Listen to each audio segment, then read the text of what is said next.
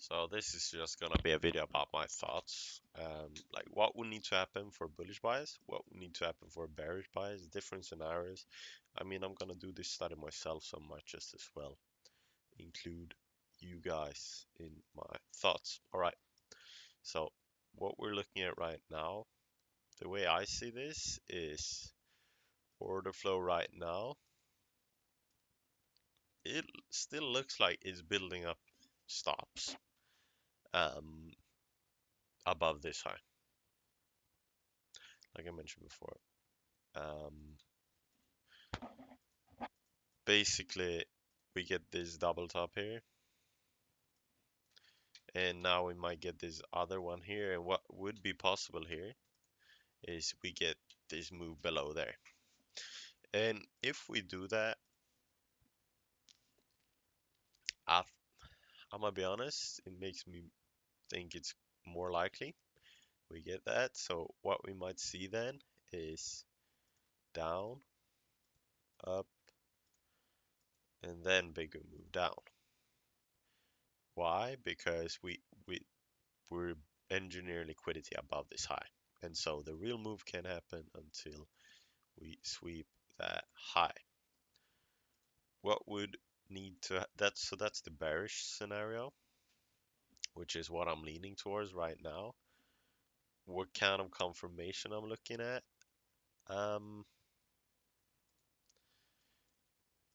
well, I'll go in tomorrow with the bearish bias probably.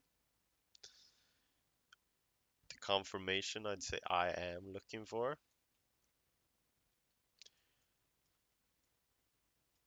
Ideally a 4-hour order lock, to be honest. Here, if we're gonna find a swing trade setup. For a bullish scenario, what would that look like? Well, for that, we would probably want, right now, we've engineered stops there. And basically, on this breakout, we get break above, move down, and then up. Um, like basically, we sweep this high, and then with no real respect, we're gonna just break through this candle here into new highs, which is a shit scenario um, that I've just painted out. Let's try to dive a bit deeper. Another thing that could happen is we move bullishly tomorrow. So let's just say we break this high here. Then we've we've only really like engineered very little liquidity there.